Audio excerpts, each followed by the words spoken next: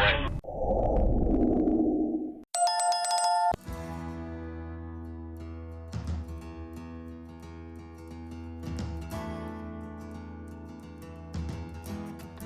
Good morning everyone, how you doing? It's Paul here from Unusual Things. Now I'm being a little bit quiet because to my left there is a funeral going on. It's quite a way over there, so I'm not interrupting at all and I'm not going to get in their way in any way, shape or form.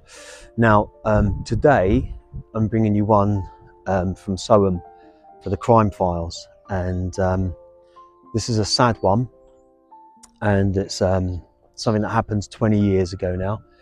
And I'm sure most of you would have heard about the Soham Murders. I'm just going to turn the camera this way a little bit more. So I will tell you about what happened, not in great detail because I never do with these, to Holly Wowes and Jessica Chapman, of course, and the murderous monsters behind it. But I'm not going to give them too much airtime because they don't deserve it, and it's not about them ever. Yeah, so of course, you know, watch this video in the way that I deliver it, with respect, of course, as I always do with these murder videos and films. They're always hard to do, they're always sad, and I'm sure this one will be no different. I am going to try and get to where the house was in 5 College Close as well. So my plan is to go there. It's been knocked down now, but my plan is to try and get there and show you where the house was on which those terrible crimes happened. Now, when I do my bit to camera in a minute where I'm speaking about what happened, I'm going to stick to this side of the cemetery. So if you see some of the same sort of stuff over and over again, it's because, like I say, there's a funeral going on over there, and I never ever want to interrupt that sort of thing. You know, I conduct funerals myself, and I'd be distraught for the family if someone came over nearby with a camera at all. So I'm staying well out of their way, just so that you all know. So I'll be sticking to that side of the cemetery, so you may see the same thing as I'm walking up and down over and over again. Just excuse that. You know, everyone that watches my channel understands you all have the respect for what I do, and obviously the circumstances sometimes of these places which I have to come to. Now, I do usually like to come to these places first thing in the morning, but it's sort of heading towards midday now, and the reason is because there's not too many people around and there's not services going on and things like that. So we'll get on about it. We'll get on with it now, and I'll tell you about the Soham murders and what happened to poor Holly Wowes and Jessica Chapman on that Sunday afternoon. The Soham murders were a double child murder committed in Soham, Cambridgeshire, England on the 4th of August 2002. The victims were 2 10-year-old girls, Holly Marie Wowes and Jessica Aimee Chapman, who were lured into the home of a local resident and school caretaker, Kevin Huntley, who subsequently murdered the children, likely via asphyxiation, before disposing of their bodies in an irrigation ditch close to RAF Lakenheath in Suffolk. The girls' bodies were discovered on the 17th of August 2002. Huntley was convicted of the murder of both girls on the 17th of December 2003 and sentenced to 2 terms of life imprisonment, with the High Court later imposing a minimum term of 40 years. His girlfriend, Maxine Ann Carr, the girl's teaching assistant, had knowingly provided Huntley with a false alibi.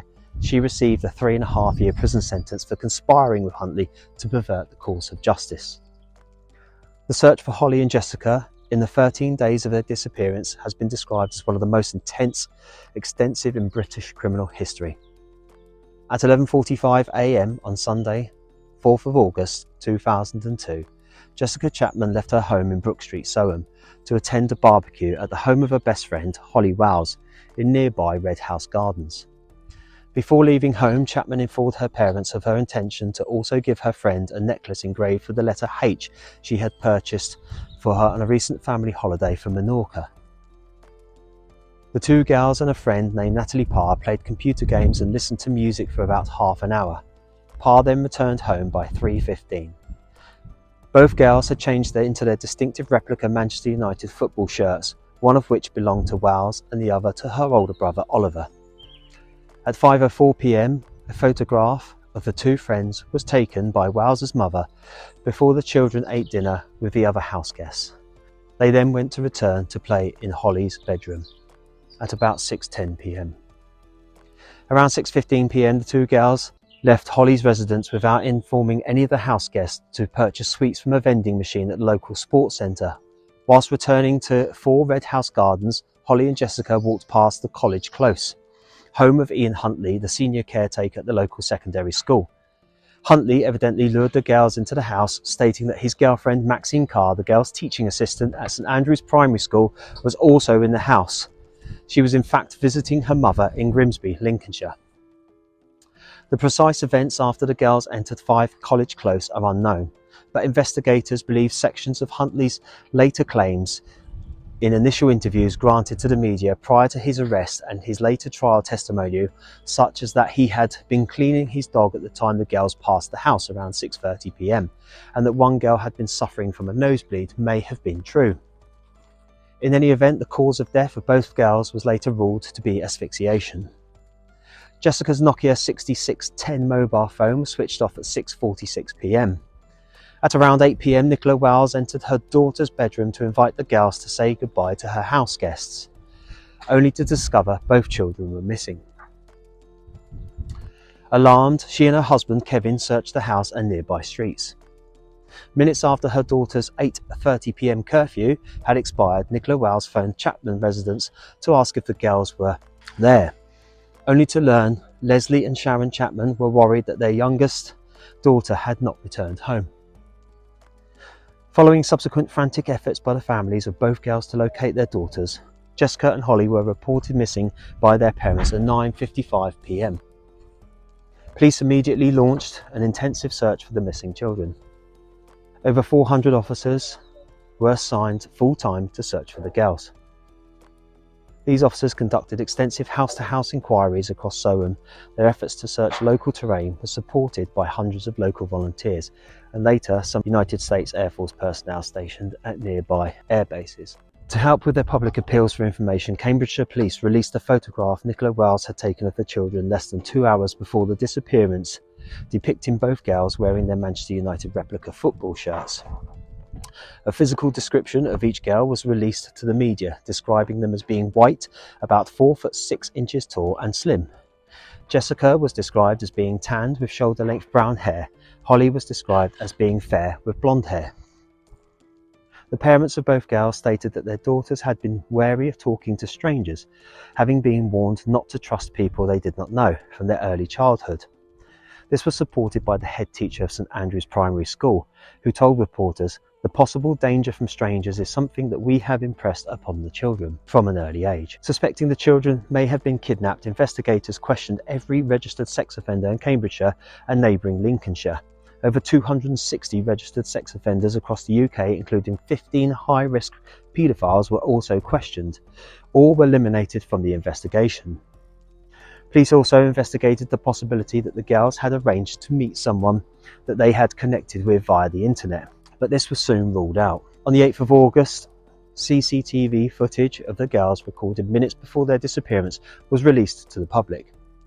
The footage depicted them arriving at the local sports centre at around 6:28 p.m. A televised reconstruction of the children's last known movements was broadcast nationwide the 10th of August, and both sets of parents granted an interview with presenter Colin Baker on ITV's Current Affairs programme Tonight, which was broadcast on the 12th of August. Other family members and friends of both girls also appeared via the media for the safe return of the children. These appeals for information on the whereabouts of Jessica and Holly produced over 2,000 phone calls and tips from the public, with all information obtained entered into the investigation's Homes 2 database. The community held a candlelit vigil on the 7th of August. Shortly after the children's disappearance, Staffordshire Police contacted the investigating officers to report their suspicions the girls could have been abducted by the same man responsible for the abduction in their jurisdiction the previous year, in which a 6-year-old had survived an innocent assault by an abductor, who was still at large, whose green Ford Mondeo and number plates, which had earlier been stolen in Peterborough. The person responsible for this abduction and assault was also believed to have followed a 12-year-old girl in the same area, although in this instance his car had been fitted with number plates which had been stolen in Nottinghamshire. At about 12:30 p.m. on the 17th of August, a 48-year-old gamekeeper named Keith Pryor discovered the bodies of both girls lying side by side in a 5-foot deep irrigation ditch close to a pheasant pen near the perimeter fence of RAF Lakenheath in Suffolk, more than 10 miles east of Soham. Pryor had noticed what he later described as an unusual and unpleasant smell in the area several days earlier, and when returning to the area with 2 friends on the 17th of August, he had decided to investigate the cause of the odour. Walking through an overgrown verge about 600 yards from a partially tarmacked road, Pryor and one of his companions, Adrian Lawrence, discovered the children's bodies. Immediately on seeing the corpses, Lawrence turned to his girlfriend, Helen Sawyer, and shouted, "Don't come any closer. Get back in the car." Lawrence immediately reported the discoveries to the police, and both girls had been missing for 13 days when their bodies were found, and their corpses were of an advanced state of decomposition. In an apparent effort to destroy the forensic evidence, the murderer or murderers had attempted to burn both bodies. No clear footprints were discovered at the crime scene. Having discovered the children's clothes at Soham Village College, police decided to arrest Huntley and Carr. Both were arrested on suspicion of abduction and murder at 4:30 a.m. on the 17th of August. Investigators had stated that on 7th of August they strongly believed the children had been abducted and announced their strong suspicions that both girls had been murdered on this date. During initial questioning, Huntley refused to answer any questions and appeared evasive, confused and emotionally detached, occasionally drooling during police attempts to question him in an effort to feign mental illness. The jury deliberated for 4 days before reaching their verdicts against both defendants. On the 17th of December 2003, they returned a majority verdict of guilty on 2 counts of murder against Huntley. He was sentenced to life imprisonment with a minimum term of imprisonment to be imposed by the Lord Chief Justice at a later date. Huntley's face showed no emotion as the verdict was announced. The mothers of both Jessica and Holly burst into tears. Carr pleaded guilty to the charge of perverting the cause of justice, and not only to the charge of assisting an offender. The jury accepted her insistence that she had only lied to the police and media in order to protect Huntley because she believed his claims of innocence. As such, she was not found guilty of assisting an offender. Carr was sentenced to serve 3.5 years in prison for perverting the cause of justice.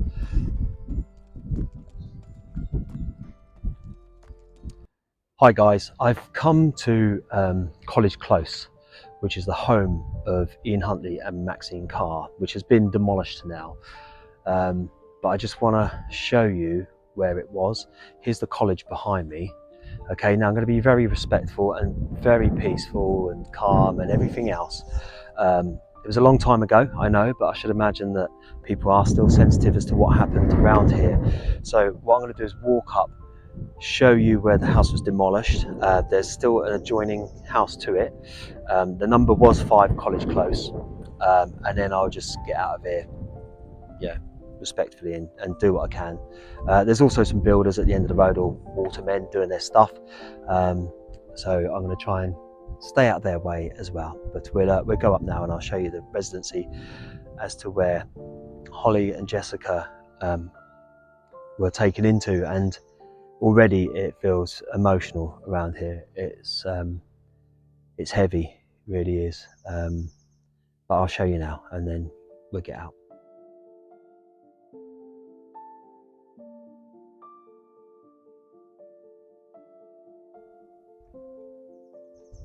So I'm just walking up. Here's the college on my left hand side, okay, and you see where the fence is here.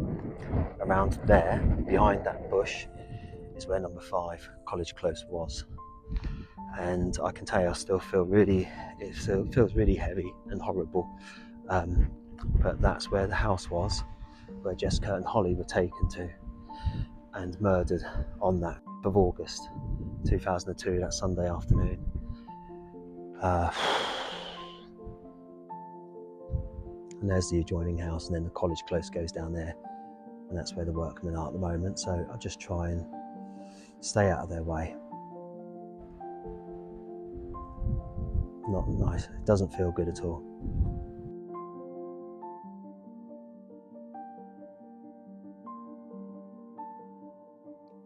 Now, that's it behind me. I'm going to leave now. I'm not going to hang around too long, because I should imagine the people of this little village don't need any more of this sort of stuff around here. But do you know what? It has that same horrible feeling as when I was in Manchester when I was in Manchester filming the Soham Murders, and I went to Brady's old house and Hindley's.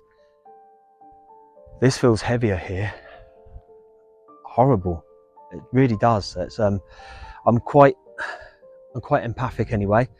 I pick up on a lot of things, and being around here just, it's sad. It's sad. It's horrible. Anyway, carry on. So there we have all the information on the murder of Holly Wells and Jessica Chapman, and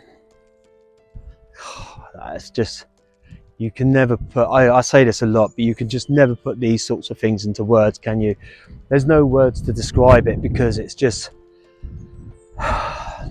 it's monstrous. You know, how can any so-called man or woman, doesn't matter what sex you are, how can any person do that to children? Do it to another human being to start with, but to children, it just goes beyond belief. I don't know what or how to put it into words, because I can't, and I don't understand it. You know, people like that they just want putting down, don't they? Now, I don't want to mention the two people that were involved in this anymore. That's all we need to say about them. You know, as with all my videos, we're here to pay our respects to the two little angels, Jessica and Holly. Do you know what? I've never wished for this in life, but if there was one thing I wished for, it would be a time machine right now. And it would be to go up the road to College Close, where that house is, or was, and just see him before he even tried to lure those girls into that house. Because I wouldn't be, I don't know, I just wouldn't be responsible for my actions. Something inside would take over and just, makes your skin crawl. Anyway, sadly the time machine isn't going to turn up. That isn't going to happen. But you know, if you just had one wish. Anyway, we're going to have a look now for the graves of Jessica and Holly. It looks like the funerals ended over there. So we'll just give the families some time to just leave the premises, and then we will go and look for their final resting places.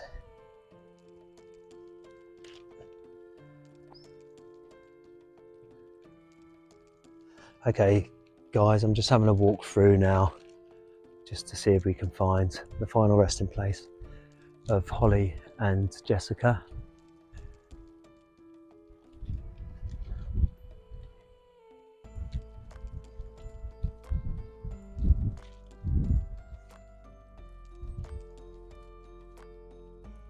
There's some beautiful memorial stones around here for people, and I know that they are buried next to each other. So we'll just carry on having a little look.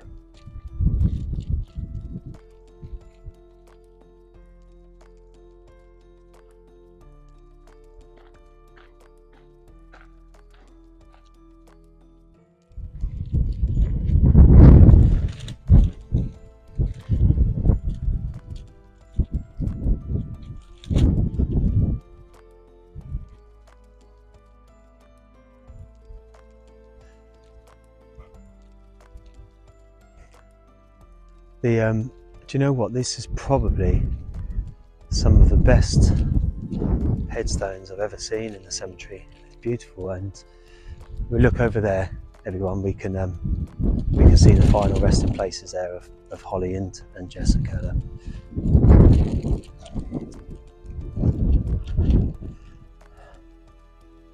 Just come to Holly first, bless her. In love and memory of Holly Marie Wells, taken from us early, so innocent and young, 4th of October 1991, 4th of August 2002, aged 10 years, a loving smile's gone forever, and a hand we cannot touch. We shall never lose sweet memories of the one we love so much. We will never forget you, heaven's gain as it knows, simply you, Holly, our beautiful rose. Right. I will undo these in a minute, guys, but I'm just going to put those in there for a minute, and I'll take the plastic off in a moment. And then over here we've got Jessica, of course. Jessica Aimee Chapman, 1st of 9th 91 to the 4th of the 8th 2002. Nobody is gone unless you want them to go. If you don't want them to go, then they will be with you forever. Loved and greatly missed by everyone. God bless. And there's a, like I say, I'll take the plastic off in a minute, guys. All right, just don't worry about that. I just want to put them in there. Oh, stand up, please. I'll sort them out in a minute. So there we go, Holly and Jessica. Bless you both. This is so tough to do this today. These two young girls, you know, what they went through is awful, and I'm a bit lost for words, to be honest with you. Like I say, bless you both. You're always in our thoughts. I've unwrapped the flowers. Hopefully they'll stay. It's a real windy day today, and I hope that they'll stay in there okay. But that's from all of us as viewers, okay? Not just from me, it's just from all of us. Bless you both. Bless you both. Right, guys. Holly and Jessica. Bless them. Wow. Another tough one today. Now, I sometimes I get some stick for doing the kids ones, okay? People saying you shouldn't be doing it, it's disrespectful. It's not. I'm trying to keep their memory alive, okay? You know, 20 years ago now, those young girls should have been having their own family, their own children, and, you know, their parents should have seen grandchildren and stuff, and, you know, we don't ever hear about them in the news, do we? Unless it's because of the monster. I'm not going to swear on video because I'm not going to lower myself to even give him any credit of any sort. But the only time you ever hear anything on the news will be if it's about him, and we don't hear about, obviously, you know, and I get it, it's 20-year-old news and they don't want to keep reliving things, but that's not the point. Just put my rubbish in the bin. That's not the point, is it? The point is that, where am I? The point is that they need to be remembered, and don't know, I'm just a bit stuck for words, to be honest with you. It's tough.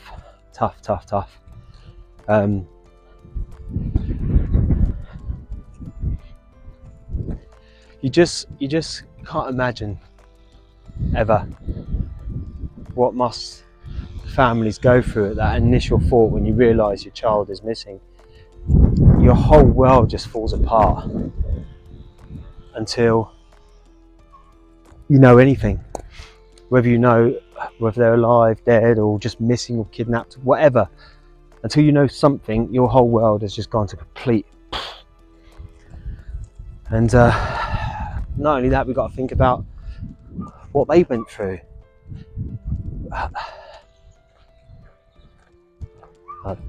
Anyway, that's it for today, guys. I won't carry on bleating on, and I will see you all on the next one. Take it easy.